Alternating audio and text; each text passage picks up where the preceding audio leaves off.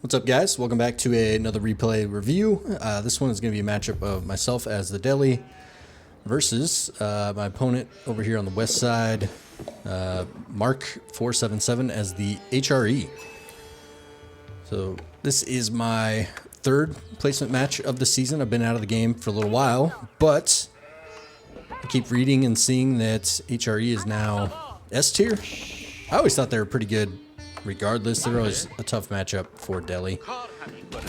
But there's been a little bit of a shift in people sticking around in Feudal for a little longer and playing a Feudal game as opposed to a fast castle.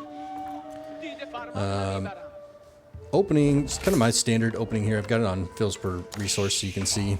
Unfortunately, I'm going to follow his scout all the way around the map, and I'm essentially going to get 0 sheep here as this plays out, but kind of talk you through my thoughts and what I think maybe are some of the ways to counter the HRE Feudal play.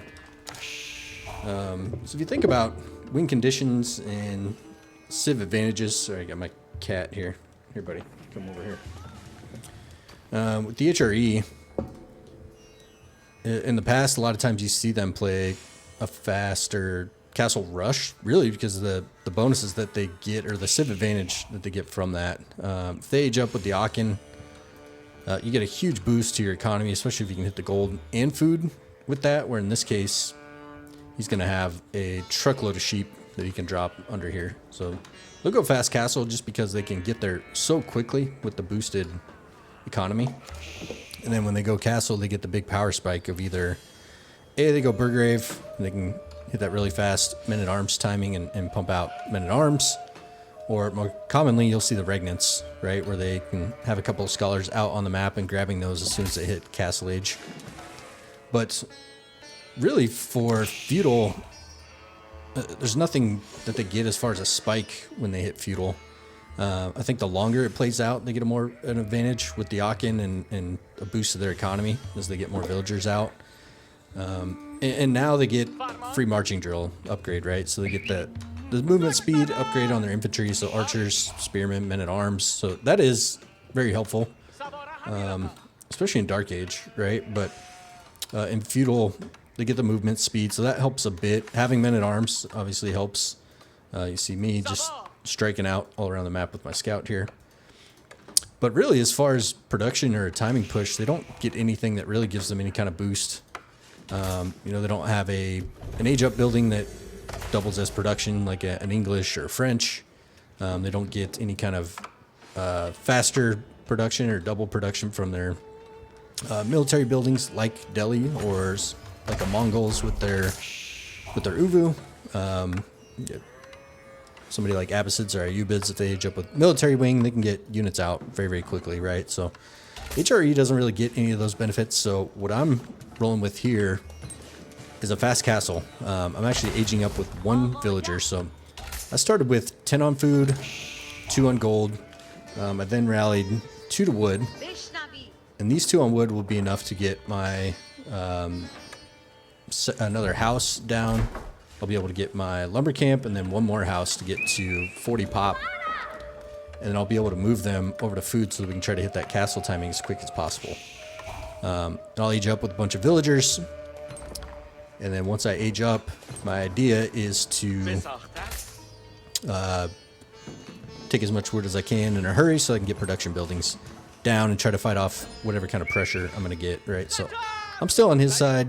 Kind of conceded the fact that I'm going to lose a bunch of sheep here. And somehow I rally my scout straight across the map to his TC. So I'm going to try to donate that as well. Luckily, he's a little slow at reacting.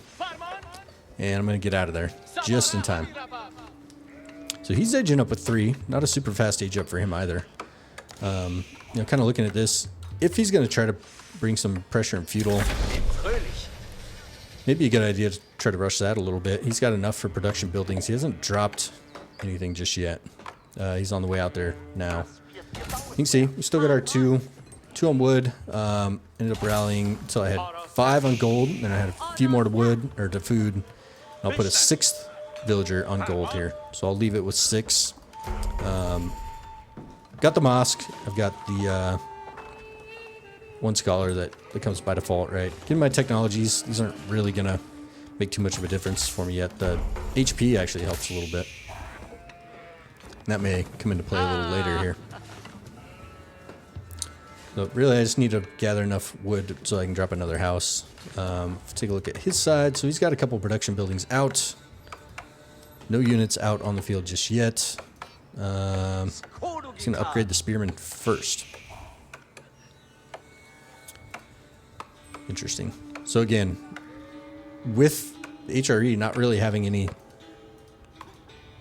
Civ benefits that are going to bring pressure early, it's taken him a little while, and again, this may not be optimal, but it's taken him a little while to get over to my side and really slow anything down that I'm doing.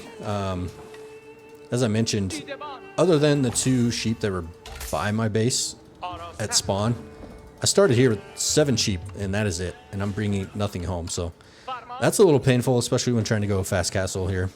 I've got my berries right by my base, and then berries behind.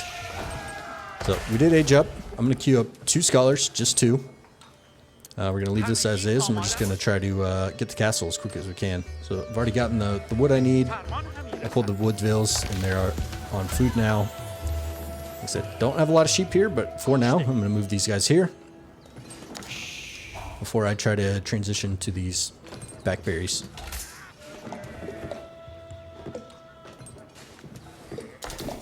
And we should be able to hit our castle timing here by about 7 minutes when we drop it. Which should get it up at about 7:30, 7:40. So he's got 40, yeah, just 4 military units right now coming our way. A couple more coming out. We do have the 1 ville advantage because he starts with the prelate. You can see we are still just scouting around. There's one other sheep over here. I missed that one too. He missed this. I missed it. The elusive sheep. Alright, so he knocks me off the gold. It's okay. We're not too terribly concerned about it. Alright, you can see here, at about 7 minutes, we drop our age up building. I did not even leave this sheep back home, unfortunately. So we're already on wood. We want to try to get to 150 wood so we can drop. I'm going to start with a barracks here. And he's still kind of camping around my base. Nothing too scary yet. He's got some men-at-arms coming now as well. These are going to be feudal men-at-arms, so they've got 120 HP, 3 and 3 on the armor. If we can get there and we can get our men-at-arms out, our castle age men-at-arms, so you're going to have 155 HP, 4 and 4 armor. Alright, so we're up. We've already moved out with the scholars. 1, 2, 3.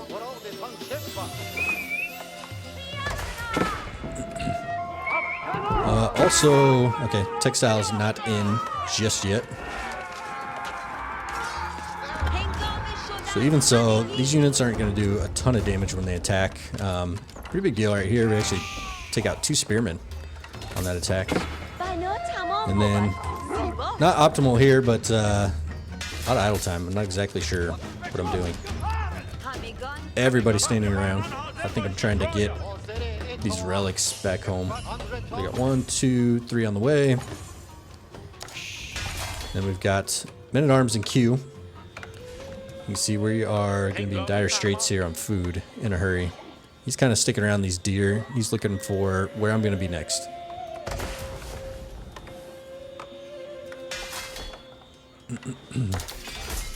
Alright, textile is going to come in after this. Alright, so he's still just bringing all the units he can bring. Starting to get a little scarier now. He garrisoned, but I'll catch that quickly. Alright, so I got my scholar garrison, so we're going to get double production here. Dropping in archery range.